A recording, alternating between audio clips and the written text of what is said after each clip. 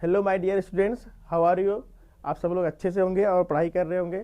सो 11 standard का जो हमारा मैथ्स का पार्ट 2 है, उसका जो एक इम्पोर्टेंट चैप्टर बोल सकते हो, जिसको हम लोग बोलते हैं फंक्शन। ये मैं आप स्टार्ट करने वाला हूँ। बहुत से बच्चों को प्रॉब्लम होती है कि फंक्शन समझ में नहीं आता है। देखो, ये एक इम्पोर्टेंट चैप्टर इसलिए बोल रहा हूँ मैं कि अगर आप फंक्शन नहीं समझ में आएगा तो आप उसके से रिलेटेड कंटिन्यूटी है, लिमिट्स है, डेरिवेटिव है, कुछ नहीं समझ में आएगा। तो फंक्शन को बेस बोल सकते हो बाकी आगे चैप्टर्स का। तो उस फंक्शन को थोड़ा सा हम लोग डीपली पढ़ेंगे और समझेंगे फंक्शन क्या होता है। ठीक है, तो बहुत ज़्यादा टफ चैप्टर नहीं है, छोटे छोटे कॉन्सेप्ट है, आपको थोड़ा सा ध्यान देना पड़ेगा बस। तो स्टार्ट करते हैं पहले इंट्रोडक्शन, डेफिनेशन क्या होता है कोई फंक्शन का। आप बहुत सारा फंक्शन इससे पहले पढ़ चुके हो 10th स्टैंडर्ड में। F X is equal to Y, ये गिवन रहता था, इक्वेशन गिवन रहती थी, बहुत सारी चीज़ें, लेकिन वो हम लोग डायरेक्ट बना हुआ रहता था। हमको कभी भी ये बताया नहीं कि फंक्शन होता क्या है, क्योंकि आपका लेवल उतना नहीं था कि आपको उतना डीप में चीज़ें बताई जाए। आपको डायरेक्ट रेडीमेड बना के, हाँ फंक्शन ये है, वाई फंक्शन है, एक्स फंक्शन है, उसमें बता दिया जाता था। लेकिन आप कैपेबल नहीं थे कि आप फंक्शन को इतना डीपली समझ सके। लेकिन आप अभी 11 स्टैंडर्ड में आ गए हो, 10th का बहुत सारा कॉन्सेप्ट, आप ज्योमेट्री पढ़ चुके हो, अलजेब्रा पढ़ चुके हो, तो आप हाँ अब ये स्टेज पे हो कि आपको फंक्शन का जो मेन चीज़ है वो आता कहाँ से, बनता कैसे है, थोड़ा सा आपको बताया जाए। तो इसलिए इंट्रोडक्शन दिया गया आपका फंक्शन। बहुत ज़्यादा डीपली नहीं है, ऊपर ऊपर से है, लेकिन इतना है समझ जाओगे कि फंक्शन होता क्या है। जो लॉगरिथमिक फंक्शन होता है, अलजेब्राइक फंक्शन होता है, ट्रिग्नोमेट्रिक फंक्शन होता है, सब आपको समझ में आ जाएगा अच्छे से। ठीक है, तो इंट्रोडक्शन से स्टार्ट करते हैं कि फंक्शन होता क्या है। तो अगर हम बुक का डेफिनेशन पढ़ेंगे हम लोग, तो बुक का डेफिनेशन यहाँ पे तो क्या दिया हुआ, फंक्शन और मैपिंग। क्या दिया हुआ है, फंक्शन बोलो या मैपिंग बोलो। अब मैपिंग का क्या मतलब होता है कि F of X to Y, तो ये जो एरो होता है ना, उसको बोलते हैं मैपिंग करना। ठीक है, तो मैपिंग बोलो या फंक्शन बोलो, एक ही बात है। एफ, ठीक है, from a set A to set B, दो सेट रहेगा और सेट बी से, उसको देखो रिप्रेजेंट कैसे करोगे, ये a function is A to B, इसको बोलते हैं हम लोग फंक्शन। कहाँ से जा रहा है, ए से बी तक जा रहा है, और ए और बी क्या है, दो सेट है। ठीक है, सेट हम लोग 9 से पढ़ते आ रहे हैं। 9 में अच्छा खासा सेट के ऊपर पूरा डेफिनेशन था कि सेट ए क्या होता है, उसको करली ब्रैकेट में लिखा जाता है, बी था। अगर मैं आपको समझाने के लिए बताऊं तो सेट ए समझो ये है 1 2 3 4, ये सेट ए हो गया। सेट बी अगर मैं लिखूं यहाँ पे 5 4 8 9 10, तो ये सेट बी हो गया। फंक्शन क्या बोला, ए टू बी होना चाहिए, इज अ रिलेशन, एक रिलेशनशिप बनता है ए और बी के बीच में, which associates for each element x in A, जो सारे एलिमेंट होते हैं एक्स के वो ए में होना चाहिए। यूनिक, यूनिक मतलब exactly one element Y in B, जो ए के एलिमेंट्स है उसका एटलीस्ट एक इमेज क्या रहना चाहिए, वहां पे एक एलिमेंट एसोसिएट होना चाहिए बी के अंदर। Then the element Y is represented is Y is equal to F X, इसको हम लोग बोलते हैं फंक्शन। नहीं समझा होगा आपको तो मैं इसको डायग्राम के थ्रू मैं आपको समझाने की कोशिश करूंगा कि एग्जैक्टली पूरा सेंटेंस का मीनिंग क्या था। ठीक है, तो अगर मैं डायग्राम में बनाऊं मैं फंक्शन के लिए, तो देखो सिंपल एक वो बना लो आप, सेट ए, सेट को ऐसे भी लिख सकते ए, इसके अंदर एलिमेंट ले लो आप 1 2 3 4, ठीक है, और ये सेट बी ले लो, इसके अंदर ले लो 5 8 9 10। अब 1 का 5 है, 2 का 8 है, 3 का 9 है, 4 का 10 है।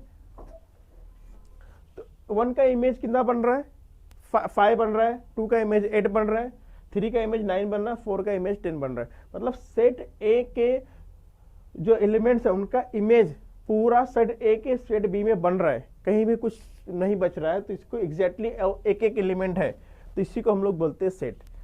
ठीक है, अब सेट क्या नहीं होगा, जैसे अगर एग्जांपल में दे दूं आपको कि यही ले लो ए बी सी डी ले लो, अब बी में ले लो, सेट बी में ले लो 2 3 4, तो ए का 2 है, बी का 3 है और सी का 4 है।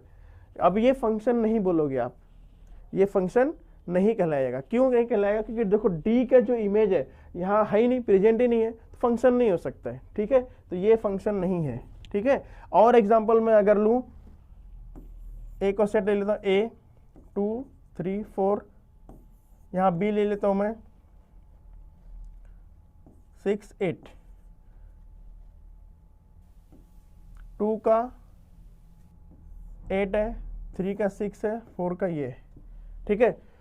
तो ये फंक्शन बोलोगे नहीं, इसका भी फंक्शन ये नहीं होगा, क्योंकि देखो एक एलिमेंट का 2 इमेज नहीं बन सकता है, मतलब एक वैल्यू, एक कोई भी पर्टिकुलर वैल्यू, उसकी 2 वैल्यू उसकी नहीं आ सकती, 2 उसकी वैल्यू नहीं आ सकती एक एलिमेंट की। तो 2 भी दिया, 6 भी दिया है, तो ये भी फंक्शन नहीं रहेगा। एग्जैक्टली क्या बोला है, यूनिक, इमीडिएटली वन, एक वो बहुत इंपॉर्टेंट वर्ड है। हाँ, एग्जैक्टली वन का मतलब ये हो रहा है कि एक ही उसका इमेज बनना चाहिए बी के अंदर। अगर दूसरा कुछ बन रहा है, अब इसका मतलब ये फंक्शन नहीं डिफाइन करेगा। तो फंक्शन सिर्फ और सिर्फ यही है, ठीक है।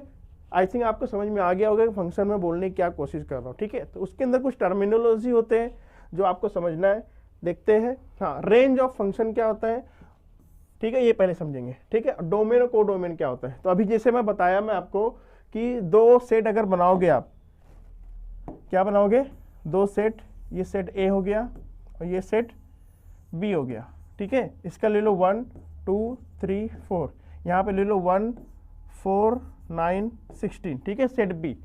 तो अगर हम लोग बोलेंगे ए को दैट इज डोमेन, और जो जिसके अंदर इमेज होता है, ए का इमेज बी के अंदर बन रहा है, तो बी इसका प्री इमेज ए में होता है। जैसे 1 का प्री इमेज 1 है, 4 का प्री इमेज 2 है, 9 का प्री इमेज 3 है और 16 का प्री इमेज 4 है। अगर हम लोग इसको ऐसे शो कर देते हैं, 1 का 1 है, 2 का 4 है, 3 का 9 है और 4 का 16 है, ठीक है। F X is equal to X square हो जाएगा, ये क्या हो जाएगा, एक्स स्क्वायर। या एफ एक्स को हम लोग क्या लिखते हैं, फंक्शन को y बोलते हैं, तो y is equal to X square बोल दो, तो ये भी चलेगा। या F X is equal to X square. X square का क्यों लिख रहा हूँ मैं, कि अगर आप ऑब्जर्व करोगे तो स्क्वायर दिया हुआ है डोमेन के अंदर, कोडोमेन में 1 का स्क्वायर 1, 2 का स्क्वायर 4, 3 का स्क्वायर 9, 4 का स्क्वायर 3, मतलब ये कहीं ना कहीं फंक्शन का स्क्वायर दिया हुआ है, ठीक है। तो कोडोमेन के अंदर क्या आ रहा है, उसका स्क्वायर आ रहा है। तो रेंज क्या होता है अपना फंक्शन, जो कोडोमेन के अंदर हमारा जो एलिमेंट्स होते हैं वही हमारा होता है रेंज। तो रेंज की अगर बात करोगे इसकी, तो रेंज क्या हो जाएगा, आपको करली ब्रैकेट में लिखोगे आप सेट के फॉर्म में 1 4 9 16, यही उसका रेंज हो गया। जो कोडोमेन में जो उसका इमेज बनता है सेट ए के डोमेन का इमेज जो कोडोमेन बनता है, उसी को हम लोग क्या बोलते हैं, रेंज ऑफ द फंक्शन। तो क्या आएगा 1 4 9 16, और ये फंक्शन का डेफिनेशन, इससे रिलेशनशिप बिल्ड करोगे तो आएगा आपको, क्योंकि पहले वाले का स्क्वायर दिया हुआ है ना, स्क्वायर दिया, इसलिए हम लोग क्या बोलेंगे इसको, ये इसका स्क्वायर दिया, तो F of X equal to X का स्क्वायर है। इससे बहुत सारे रिलेशन बन सकता है, तो यहाँ पे स्क्वायरिंग हो सकता है, डबल हो सकता है, या 3 टाइम्स हो सकता है, कुछ भी हो सकता है, ठीक है। तो इसको अब आई थिंक समझ में आ गया डोमेन क्या होता है, कोडोमेन क्या होता है। बहुत आसान कॉन्सेप्ट था। और कोडोमेन क्या होता है, उसका रेंज होता है, ठीक है। जो कोडोमेन होता है वही उसको रेंज बोला जाता है, कि हाँ भाई कोडोमेन में जो इसके इमेज बन रहा है वो रेंज बोला है, मतलब यहाँ से यहाँ तक जा रहा है वो। तो 1 4 9 16 that will be your range of the function, ठीक है। बहुत इजी कॉन्सेप्ट था। अगर देखो इसको मैं, चलो ठीक है, अभी आगे आएगा टॉपिक को, अभी बता के मतलब नहीं है आगे, मतलब सेट लिखा कैसे जाता है, फंक्शन लिखा कैसे जाता है, बहुत सारा टाइप होता है, उसमें आपको समझ में आ जाएगा अच्छे से, ठीक है। सो आपको अगर स्क्रीनशॉट लेना तो ले लो। नेक्स्ट टॉपिक हम लोग इस पर देखते हैं, रिप्रेजेंटेशन ऑफ द फंक्शंस, कि अगर फंक्शन है तो फंक्शन को आप रिप्रेजेंट कैसे करोगे। जितने भी फंक्शन आपने अभी पढ़े हो, तो इसको रिप्रेजेंट करने का बहुत सारा मेथड होता है। तो उसमें पहला मेथड आपका दिया हुआ है वर्बल फॉर्म। वर्बल फॉर्म मतलब आपको ना तो कुछ वर्ड उसके अंदर ना कोई डायग्राम बनाना है, ना कुछ नंबर यूज करना है। वर्बली मतलब आपको मुंह से बोलना है, वर्बल बोलते हैं ना, ओरल, ओरली बोलना है आपको वर्बल। तो output exceeds twice the input by 1, तो डोमेन क्या हो जाएगा, सेट ऑफ इनपुट, और रेंज हो जाएगा सेट ऑफ आउटपुट। ये हो गया वर्बल फॉर्म, ठीक है। तो ये इतना इंपॉर्टेंट नहीं है, वर्बल फॉर्म आपका पूछा भी नहीं जाता है। आपका मोस्टली ये एरो फॉर्म ज़्यादा इंपॉर्टेंट है। हमारी जो चैप्टर है फंक्शन का 11th स्टैंडर्ड में सबसे इंपॉर्टेंट यही है, एरो फॉर्म, या इसको वेन डायग्राम भी बोल सकते हो। Arrow form on Venn diagram, देखो क्या होगा, ये पहला होता है एरो फॉर्म में, देखो ये ऐसे शो किया जाता है, ये इसको ए मान लो और ये बी मान लो, तो ये हो जाएगा डोमेन, क्या हो जाएगा, ये ए डोमेन हो जाएगा, और जिसके अंदर उसका इमेज बन रहा है उसको हम लोग बोलेंगे कोडोमेन, ठीक है। जैसे 2 का इमेज 5 बन रहा है, 3 का इमेज 7 बन रहा है, 4 का 9 बन रहा है और 5 का 11 बन रहा है, तो उसका डोमेन आ जाएगा 2 3 4 5, और कोडोमेन हो जाएगा 5, 7, 9, 11। इस तरह आपको रिप्रेजेंट किया था। तो इस तरह जो रिप्रेजेंट किया था उसको एरो फॉर्म बोला जाता है, ठीक है। तो डोमेन क्या जाएगा, set of pre images. Domain क्या है, इसको प्री इमेज ही बोल सकते हो क्योंकि इसका इमेज यहाँ है, तो इमेज का प्री इमेज ए होता है, समझ गए हो, image that is pre image.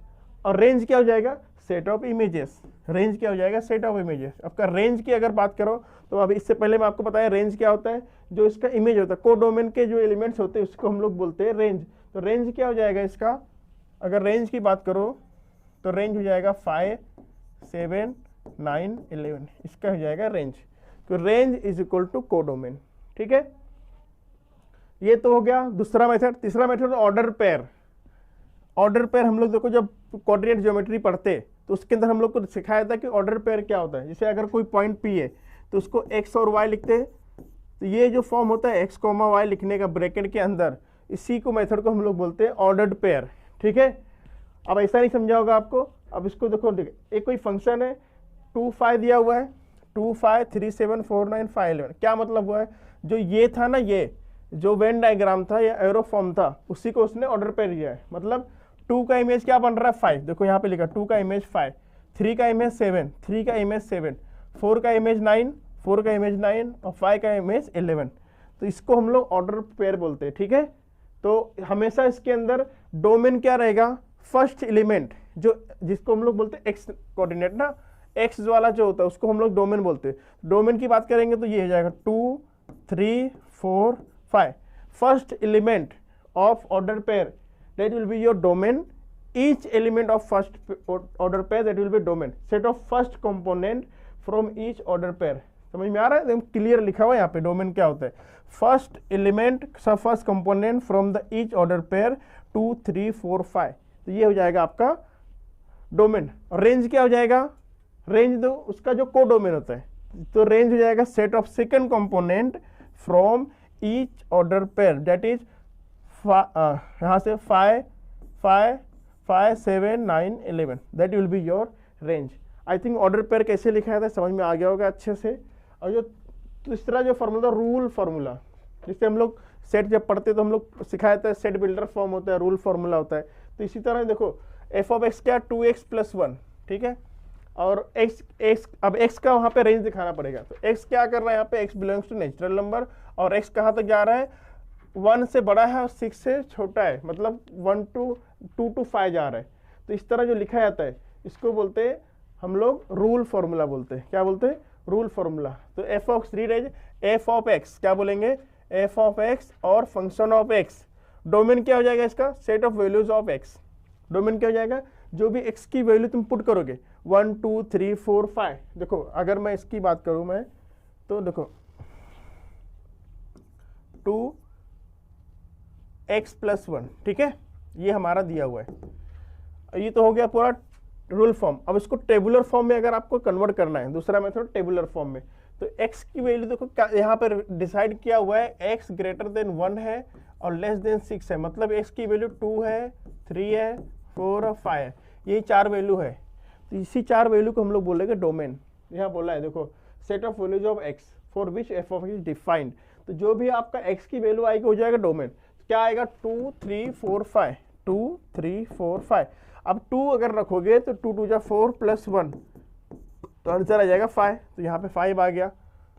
उसके बाद 3 रखोगे तो 3, 2 = 6 + 1 आ जाएगा 7, तो यहाँ पे 7 है। अब उसके बाद 4 रखोगे तो 4, 2 = 8 + 1 आ जाएगा 9। और अगर 5 रखोगे तो 2, 5 = 10, 10 + 1 आ जाएगा 11।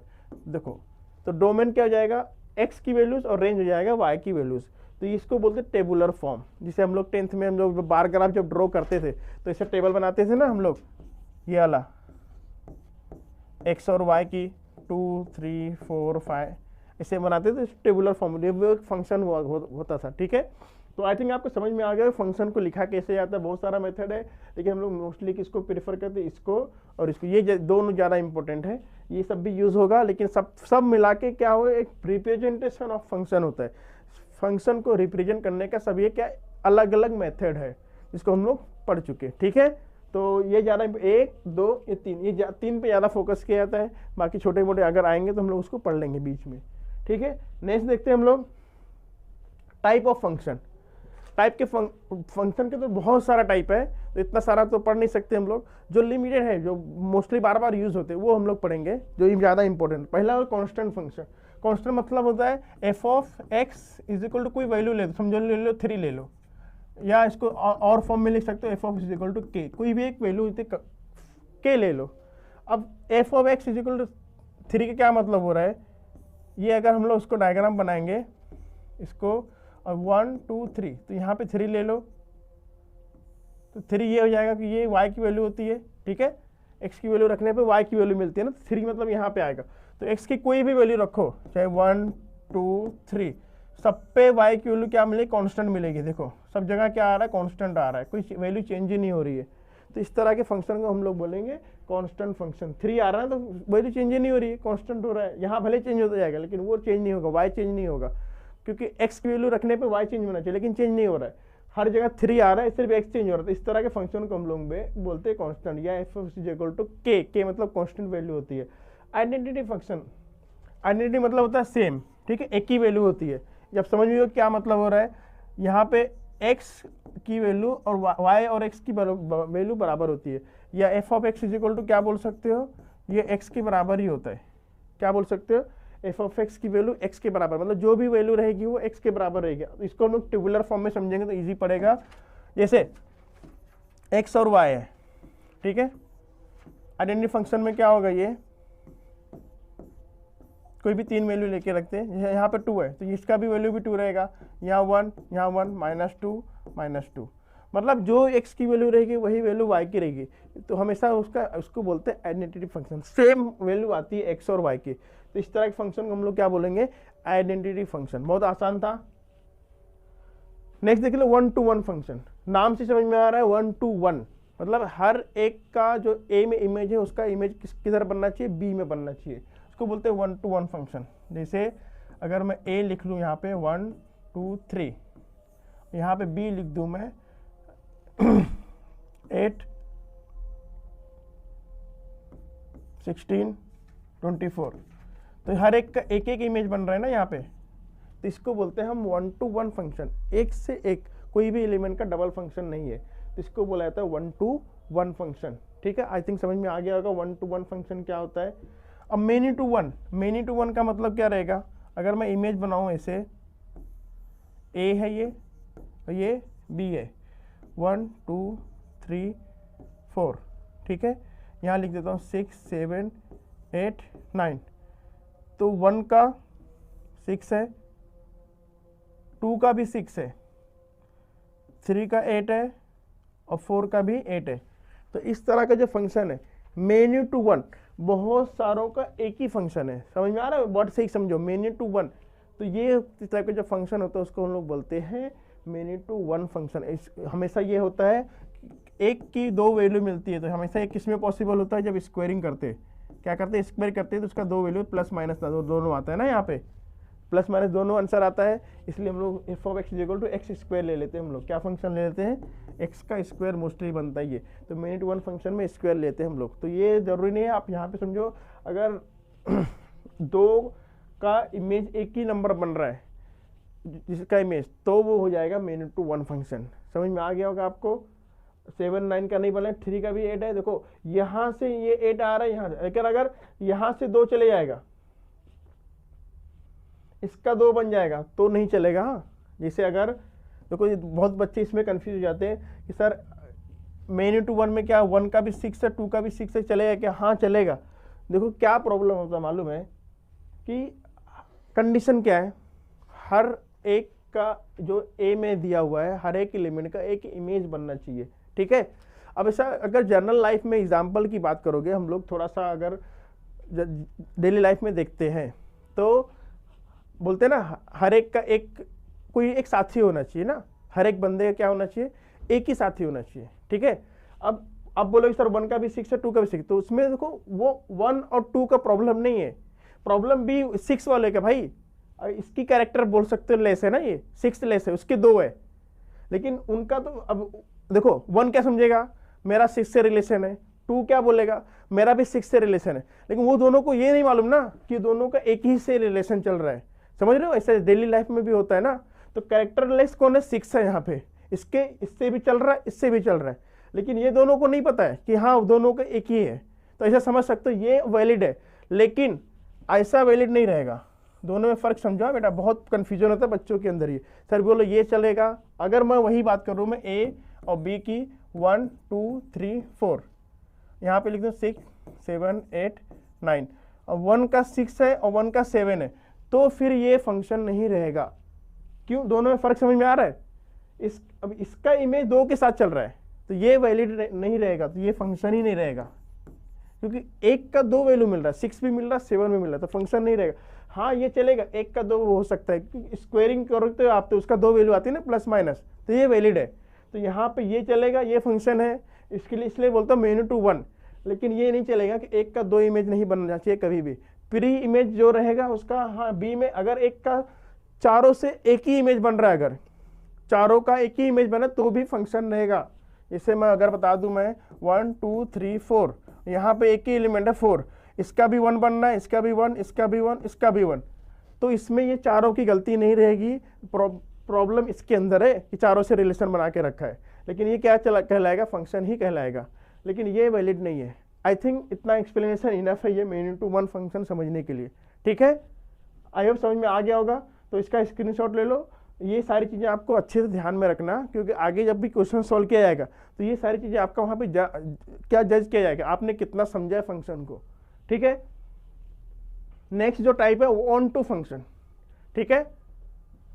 ऑन टू फंक्शन में और 1 फंक्शन में ज़्यादा डिफरेंस नहीं है, लगभग वही होता है। ऑन टू में देखो 1 2 3 4 है, और यहाँ पे 5 6 7 8, तो इसका 1, इसका 1, इसका 1, इसका 1, एक एक एलिमेंट है सबका, इसको बोलते हैं ऑन टू फंक्शन। हर एक का एक एक इमेज बी में दिया गया है, तो इसीलिए हम लोग क्या बोलेंगे इसको, onto function. I think समझ में आ गया होगा मैं क्या कहने की कोशिश कर रहा हूँ। इन टू फंक्शन में क्या हो जाएगा, 1 2 3 4, यहाँ पे लिख दे रहा हूँ मैं 6 7 8 9 10, 1 का 6 के, 2 का 7 का, 3 का, 4 का 9। क्या डिफरेंस है दोनों में, ऑन टू और इन टू फंक्शन में। ऑन टू में देखो हर एक का एक इमेज है, कुछ भी खाली नहीं है बीच में, बी में कुछ भी एलिमेंट बचा हुआ नहीं है, मतलब सबका पेयर बना हुआ, जितने भी ए में एलिमेंट थे उतने एलिमेंट बी में थे, सबका पेयर बना हुआ था, ठीक है, इसलिए इसको ऑन टू बोलते हैं। और इन टू फंक्शन में क्या होता है कि जो बी के अंदर होते हैं, अगर ए ये मान लो, बी ये मान लो, तो ए का तो सारे ऑक्यूपाई होना चाहिए, ये तो कंपलसरी है ना, ए के सारे एलिमेंट का एक इमेज बी में प्रेजेंट होना चाहिए ए के, नहीं तो फंक्शन ही नहीं रहेगा ना। तो फंक्शन तो टाइप की बात फंक्शन ही डिसाइड नहीं होगा वो, तो ये तो ठीक है एक एक एलिमेंट, लेकिन यहाँ पे ये देखो 10 बच गया, यहाँ पे 10 बच गया ना, इसका कोई इमेज है ही नहीं, प्री इमेज उसका ए में नहीं है ना, तो इस तरह के जो फंक्शन होता है इसको इनटू फंक्शन बोलते हैं। कुछ ना कुछ एलिमेंट एक भी बच सकता है, 2 बच सकता है, या 3 बच सकता है, कितना भी हो सकता है, लेकिन कुछ ना कुछ यहाँ बचा हुआ रहेगा, इसको बोलते हैं इनटू। अगर कुछ नहीं बचा, हर एक का एक एक इमेज प्रेजेंट है अगर बी के अंदर, so that will be your onto function. तो माइनर डिफरेंस है दोनों में, आई होप आपको समझ में आ गया होगा। तो ये थे कुछ टाइप्स ऑफ फंक्शन थे, ठीक है। तो आई होप पूरा चीज़ें आपको समझ में आ गई, मैं क्या कहने की कोशिश कर रहा हूँ। तो वो जो बेसिक सारे लेक्चर्स थे, आपका टाइप्स ऑफ फंक्शन भी आपके समझ में आ गया, फंक्शन होता क्या है, उसके बाद आपके उसको कैसे रिप्रेजेंट किया था, ये सारी चीज़ें आपको समझ में आ गई होगी। तो इसी का अगर हम लोग अच्छे से यूज़ करेंगे तो सारे प्रैक्टिस सेट जो है, इसमें 2 ही प्रैक्टिस सेट है, 6.1 है और 6.2 है, लेकिन क्वेश्चंस बहुत ज़्यादा है, ठीक है।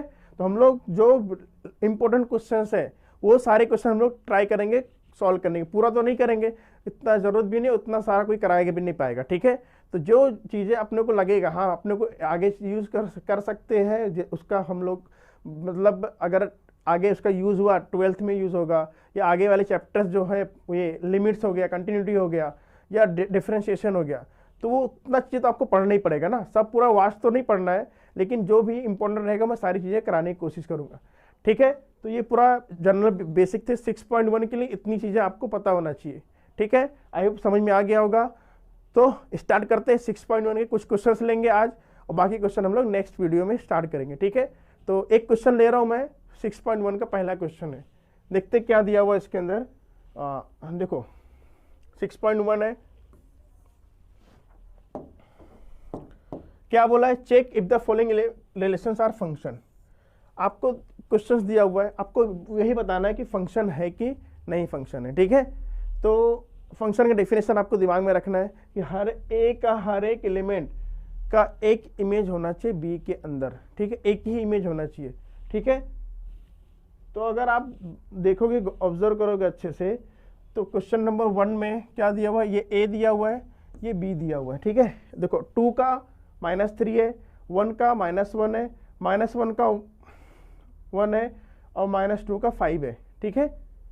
तो हर एक का एक एक वैल्यू असाइन की हुई है, ठीक है। तो -6 और -1 का इमेज नहीं चलेगा, यहाँ के सारे इमेज यहाँ पे बी में प्रेजेंट होना चाहिए, सारे के सारे इमेज प्रेजेंट है और सबका एक ही प्रेजेंट है, ठीक है। तो हम लोग क्या बोल सकते हैं, तो क्या बोलोगे आप, according definition of function this is function, क्या लिखोगे, दिस इज फंक्शन। अब इसका रीजन अगर देना होगा तो कोई बोला तो है ही नहीं, चेक करने बोला सिर्फ, तो चेक कर लिए हम लोग दिस इज फंक्शन, कि कैसे पता चला कि सबका एक एक इमेज बी में प्रेजेंट है, ठीक है। अब ये देखो, आप बोलोगे सर ये 1 का भी 1 है और -1 का भी 1 है, तो ये चलेगा, ठीक है, यहाँ से चलेगा, यहाँ से नहीं आना चाहिए, ठीक है। तो अब यहाँ पे लिखना है, अगर लिखना तो लिख दो, बिकॉज क्या लिखोगे, each element of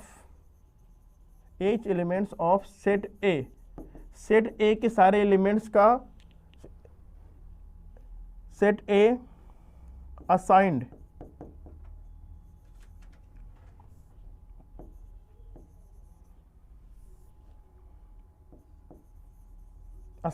a unique element in set B, ठीक है। ये रीजन लिख सकते हो आप कि हर एक एलिमेंट का ए के सारे एलिमेंट का एक इमेज बी के अंदर असाइंड किया हुआ है, this because this is a function. तो आपको डेफिनेशन तो लिखना नहीं था, लेकिन बता दिया मैं। अगर कोई पूछा आपसे कि हाँ ये फंक्शन है तो क्यों फंक्शन है, तो आप क्या बोलोगे कि each element of set A has assigned a unique value in set B, that's why this is a function. Very clear definition आपको बता रहा हूँ, लिख भी दिया हूँ मैं, आप समझ गए होंगे मैं क्या कहने की कोशिश कर रहा हूँ। अब बी में देखो, अभी ये सेट ए है, सेट बी है, देखो पी का इमेज बन रहा है, ठीक है, क्यू का बन रहा है। अब आर का देखो, एक इमेज इधर भी बन रहा है, एक इमेज इधर भी बन रहा है। भाई अभी मैं क्या बोला, एक जो है एक एलिमेंट उनको अलाउड नहीं है एक से ज़्यादा रखने की, एक ही रख सकता है वो, ठीक है। अब आपको जो मीनिंग समझना है समझ लो, एक रखने का क्या मतलब हो रहा है, तो एक की इमेज वो रख सकता है, ठीक है। तो यहाँ पे भाई वो बी से भी रिलेशन बना रहा है, डी से भी रिलेशन बना रहा है, तो अच्छी बात नहीं है, गलत बात है, तो ये फंक्शन ही नहीं है, ठीक है। आर के 2 इमेज बन रहा है, बी से भी है और डी से भी है, तो यहाँ क्लियर दिख रहा है। तो ये क्या रीजन क्या लिखोगे यहाँ पे, पहले तो ये लिख दो, दिस इज नॉट फंक्शन, ये क्या है, फंक्शन नहीं है, ठीक है। फंक्शन नहीं क्यों, because R has 2 images in set B, set R का 2 इमेज बन रहा है बी में, 2 इमेज नहीं होना चाहिए, एक ही इमेज होना चाहिए, बार बार बोल रहा हूँ, तो ही फंक्शन होगा, अदरवाइज फंक्शन नहीं होगा। तो ये क्या है, जो बी वाला ऑप्शन है ये सेट फंक्शन नहीं है, दिस इज नॉट फंक्शन, ठीक है। आई होप समझ में आ गया होगा मैं कैसे आंसर निकाल रहा हूँ। तो आप इसका स्क्रीनशॉट ले लीजिए। क्वेश्चन नंबर 3 देखते हैं इसका क्या दिया हुआ है। हाँ, ए और बी में फंक्शन दिया हुआ है, तो पहले देखते, 3 का 7 दिया है, ठीक है, 1 का 9 दिया हुआ है, 0 का 6 दिया हुआ है, 2 का 3 दिया, 4 का 2 दिया हुआ है। अब आप ऑब्जर्व करोगे -2 का भाई कोई इमेज ही नहीं है, तो ये भी तो अच्छी बात नहीं भाई, हर एक का इमेज होना चाहिए। ये हमारा पहला डेफिनेशन यही था कि सेट ए का सेट बी में एटलीस्ट 1 इमेज तो होना चाहिए, यूनिक इमेज। तो -2 को इमेज ही नहीं है, तो ये फंक्शन नहीं रहेगा। देखो यहाँ पे कोई इमेज ही नहीं है ना बी में, तो दिस इज नॉट फंक्शन। क्या बोलोगे, दिस इज नॉट फंक्शन।